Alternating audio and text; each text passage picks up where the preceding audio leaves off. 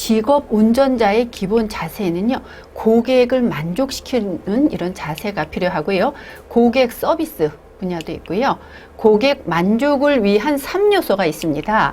고객 만족 행동 예절도 있고요. 자, 그래서 이번에 고객 만족이 뭘까요? 고객이 뭘 불만으로 생각하는지, 무엇을 원하는지 그걸 알아내서요, 고객의 욕구와 기대에 부응하는 제품을 만들어서 양질의 서비스를 제공해서 고객이 이걸 선택하길 잘했구나 하는 만족감을 느끼게 하는 게 고객 만족입니다. 문제 한번 풀어보도록 하겠습니다. 고객이 업체와 거래를 중단을 하는 가장 큰 이유는 무엇일까요? 1번 종업원의 불친절, 2번 제품에 대한 불만, 3. 경쟁사의 회유, 4번 가격이나 기타. 종업원이 불친절해도 거래를 중단하지요. 제품에 대한 불만이 있어도 우리가 거래를 중단합니다. 경쟁사의 회유에 의해서도 거래를 중단하고, 가격이 너무 높거나 기타 이유로 거래를 중단하기도 하는데, 거래를 중단하는 가장 큰 이유는 뭘까요? 종업원의 불친절이 거래를 중단하는 가장 큰 이유입니다. 한 업체에서 조사를 했습니다. 왜 고객이 거래를 중단하는지 봤더니요, 불친절이 무려 68%를 차지하고 있습니다. 자, 그리고 제품에 대한 불만이 14%고요. 경쟁사의 회유로 9%의 고객이 거래를 중단합니다. 가격이나 기타의 이유로도 9% 거래를 중단합니다. 여기에서 알 수 있는 거는 종업원의 친절이 고객 만족에 차지하는 비율이 아주 높다는 것을 알 수 있습니다. 자, 그럼 문제 한번 풀어보도록 하겠습니다. 고객의 욕구라고 보기 어려운 것은 그럼 고객의 욕구가 아닌 것을 고르면 되죠. 자, 기억되기를 바란다. 고객은 기억되기를 바라는 욕구가 있습니다. 2번 항, 관심을 가져주기를 바란다. 관심을 가져주기를 바라는 욕구가 있습니다. 평범한 사람으로 인식되기를 바란다. 고객은 평범한 사람으로 인식되기는 바라는 욕구가 아니고 중요한 사람으로 인식되기를 바라는 욕구가 있습니다. 기대와 욕구를 수용해 주기를 바란다. 이런 욕구도 있습니다. 기대와 욕구를 수용해 주기를 바라는 것도 고객의 욕구라.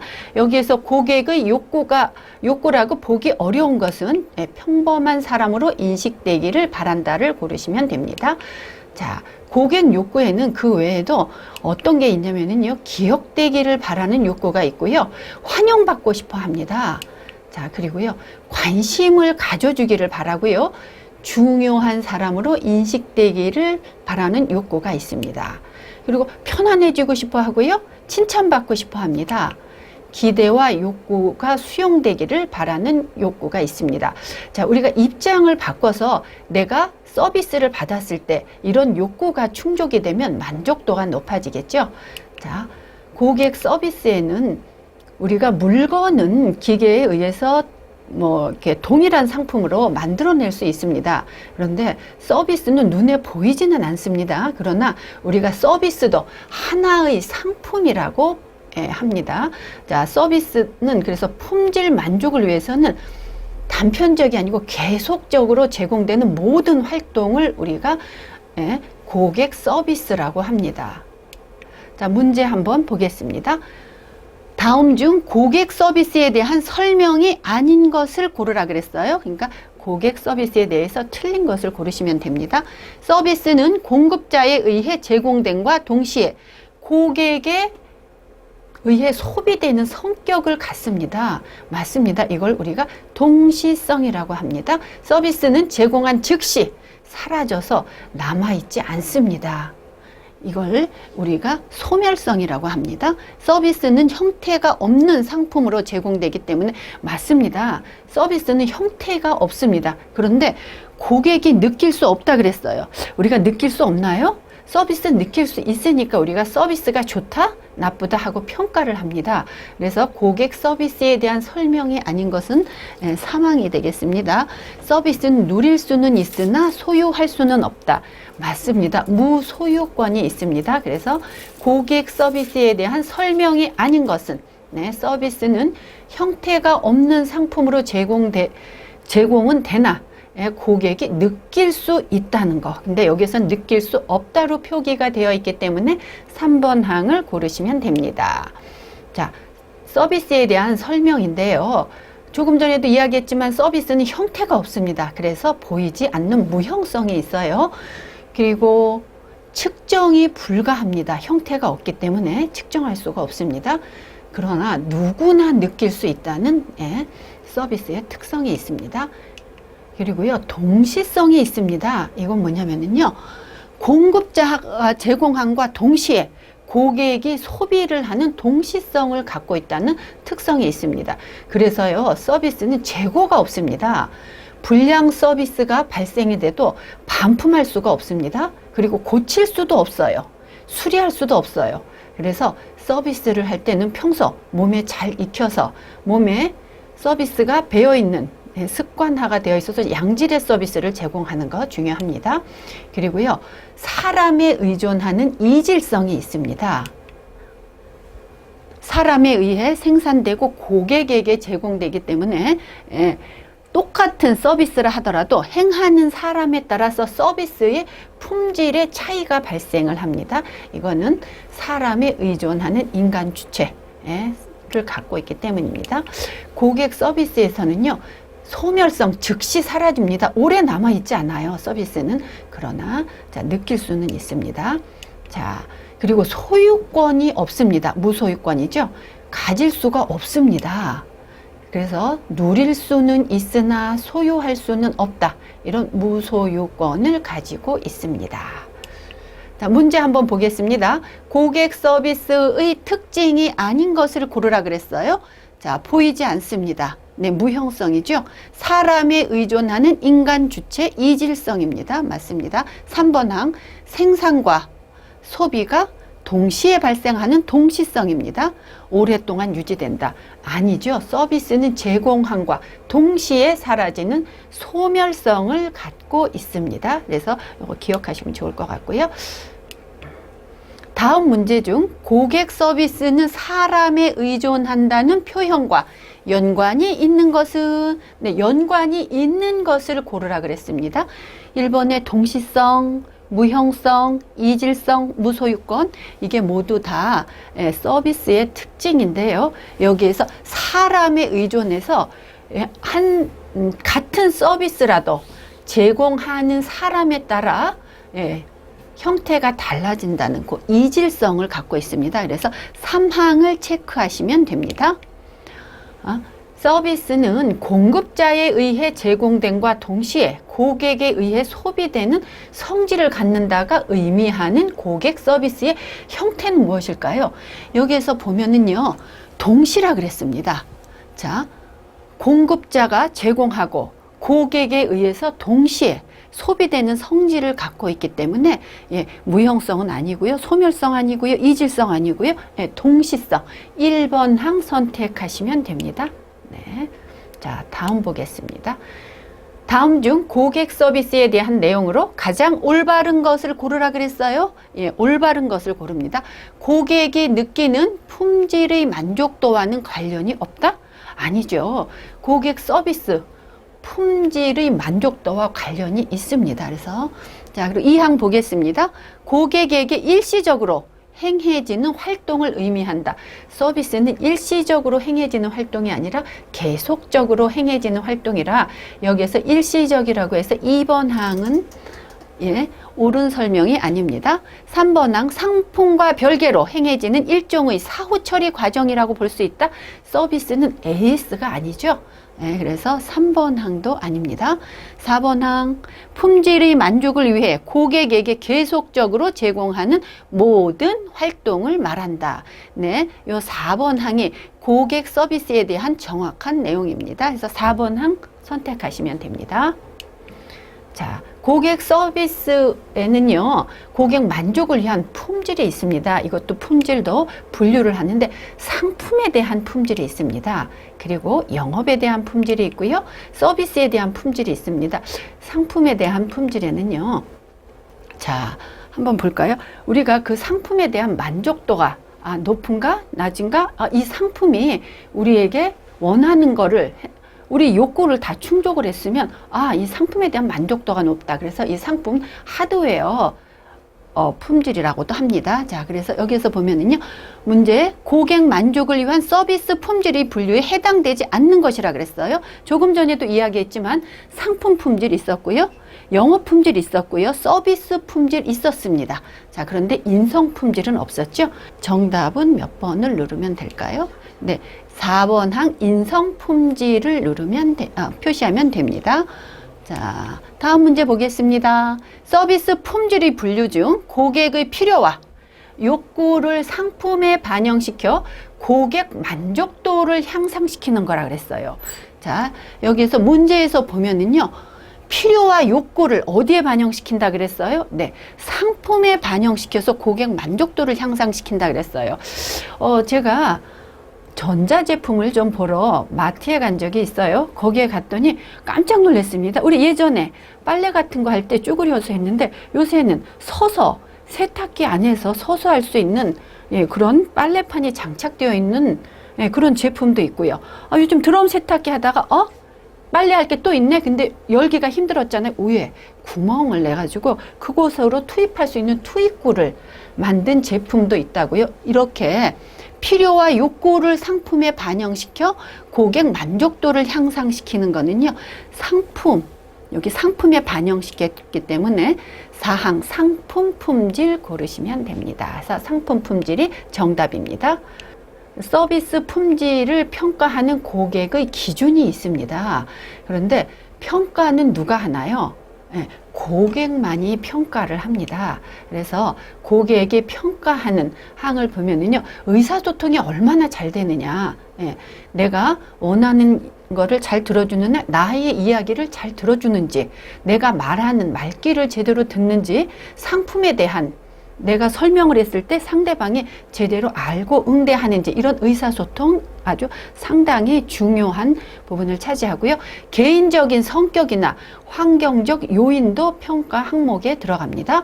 그리고 과거의 경험, 과거에 내가 그 제품을 샀는데 만족도가 아주 높았어? 하면 충성 고객이 됩니다. 자, 그리고요, 4번 항에 보면 서비스 제공자의 커뮤니케이션 정말 중요하죠. 커뮤니케이션이 제대로 소통이 안 되면 아마 평가에 좋은 항목을 받기가 어렵습니다. 제품에 대해서 궁금한 사항을 물었습니다. 그 시설이 좋거나 아니면 뭐에 대해서 물었는데 엉뚱한 대답을 하면 이거 서로 소통이 잘 된다고 볼 수 없죠. 그래서 제공자의 커뮤니케이션도 중요합니다. 문제 한번 보겠습니다. 서비스 품질에 대한 평가는 오로지 고객에 의해서 이루어진다. 고객의 결정에 영향을 미치는 요인이 아닌 것은 했습니다. 구전에 의한 의사소통 중요합니다. 네, 이 제품이 어떻더라 하는 우리가 입소문이라고 하죠. 입소문, 의사소통 중요하고요. 그다음에 개인적인 성격이나 환경적인 요인, 네, 이것도 고객의 결정에 영향을 미치는 요인이죠. 현재의 경험이 아니고 결정을 미치는 요인은 과거의 경험입니다. 3번 항이 요인이 아니죠. 그다음에 서비스 제공자의 커뮤니케이션도 고객의 결정에 영향을 미치는 요인입니다. 그래서 3번 항을 고르시면 됩니다. 자, 그래서 고객의 기대치가 있습니다. 그런데 그 고객의 기대치에 우리가 충족을 시키면은 고객이 어떤 평가를 줄까요? 네, 만족을 합니다. 그런데 우리가 고객 기대치에 미치지 못할 때가 있습니다. 그럴 때는 고객이 불만족스러워 합니다. 그런데 우리가 생각지도 못했던 기대치 이상의 뭔가를 우리한테 주면은 고객이 어떤 느낌을 받냐면 감동을 합니다. 그래서 우리가 원하는 거는 자, 고객 감동, 고객 만족과 고객 감동을 위해서 꾸준히 노력을 해야 되겠습니다. 서비스 개발을 더 하는 것도 중요하죠.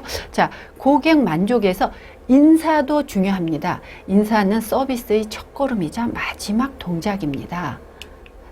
그래서 인사하는 방법에도요, 네, 가볍게 우리가 하는 15도 인사가 있고요. 머리와 상체를 한 30도 정도 구부리는 보통 인사 있고 정중한 인사 있고 하는데, 인사를 할 때도 상대방과의 거리를 너무 붙어서 하는 거, 너무 떨어져서 하는 거, 그거보다 한 2m 정도 떨어져 2m 내외가 맞습니다. 그러면 인사에는요, 가벼운 인사, 목례가 있습니다. 이거는 머리와 상체를 15도 정도 구부려서 하는 인사로요. 우리가 자주 보는 사람이나 친한 사람들한테 목례를 하죠. 우리 안녕하세요 하고 이렇게 가볍게 인사를 하는 목례가 있습니다. 그리고 일반적인 인사는 우리가 보통례라고 하는데요. 머리와 상체의 각도는 30도 정도 구부려서 하는 인사로, 만나거나 헤어질 때 우리가 보통 하는 인사를 우리가 보통례라고 합니다.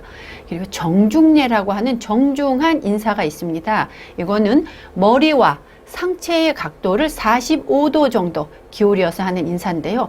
어떤 상황에서 하냐면 사과를 하고 할 때나 아니면 감사를 표할 때 이런 정중례로 한다는 거, 네, 기억을 좀 해주시고요. 자, 고객 만족 행동 예절에서 인사에 대한 설명으로 바르지 않은 것은 무엇일까요? 네, 인사는 서비스의 주요 기법이다. 맞습니다. 인사하는 거는 고객 행동 예절에서 첫 동작이기 때문에 아주 중요하고요. 처음에 인사에서 좋은 이미지를 가졌어요. 그럼 호감도가 많이 높아지겠지요. 그리고 2번 항, 인사는 평범하고 쉬운 행위로 습관화되지 않아도 실천에 옮기기 쉽다 그랬어요. 네, 맞습니다. 인간은, 자, 여기에서 보면은요, 평범하고 쉬운 행위는 맞습니다. 그런데 여기에서 습관화가 있습니다. 이 습관화는 뭘까요? 우리가 익힐 습자를 보면 새가 날개짓을 몇 번을 해야지 우리 몸에 습관이 되나요? 100번을 해야 됩니다. 그래서 우리가 이게 습관화가 되지 않으면 실천에 옮기기가 쉽지 않습니다. 그래서 인사에 대한 설명으로 바르지 않은 것은 2번 항이고요. 그리고 인사는 애사심, 존경심, 우애, 자신의 교양과 인격의 표현이다. 맞습니다. 인사를 잘하면 우리가 회사에 대한 애사심도 우리가 인사를 통해서 나타낼 수 있고요. 존경하는 사람 할 때도 우리가 인사를 아주 깍듯하게 나도 모르게 하게 되지요. 자, 그리고요, 자신의 교양과 인격의 표현이다. 자, 인사를 할 때 뭐 턱을 이렇게 들고 인사를 하거나 눈동자 안 보고 인사를 하거나 인사를 할까 말까 주춤거리는 인사를 하면, 아, 이럴 때는 좀 상당히 꼴불견 인사라서 좀 안 하느니만 못합니다. 그리고 인사는 고객과 만나는 첫걸음이다. 맞습니다. 여기서 인사에 대한 설명으로 바르지 않은 것은 2번 항, 인사는 평범하고 쉬운 행위로 습관화되지 않아도 실천에 옮기기 쉽다가 아니고 어렵습니다. 그래서 여기에서 바르지 않은 것을 고르라 그랬으니까 2번 항을 선택하시면 됩니다. 다음 문제 보겠습니다. 인사의 중요성과 인사 요령에 대한 설명으로 적절하지 않은 것입니다. 틀린 것을 고르라는 이야기죠. 인사는 애사심, 존경심, 우애, 자신의 교양과 인격의 표현이다. 네, 앞 문제에서도 우리가 봤었죠. 맞습니다. 그리고 인사는 고객에 대한 마음의 표현이자 서비스 정신의 표시이다. 인사 요령에 대한 설명으로 맞습니다. 인사는 서비스의 주요 기법이며 고객과 만나는 첫 걸음이다. 예, 이것도 인사 요령에 대한 설명으로 맞는 설명입니다.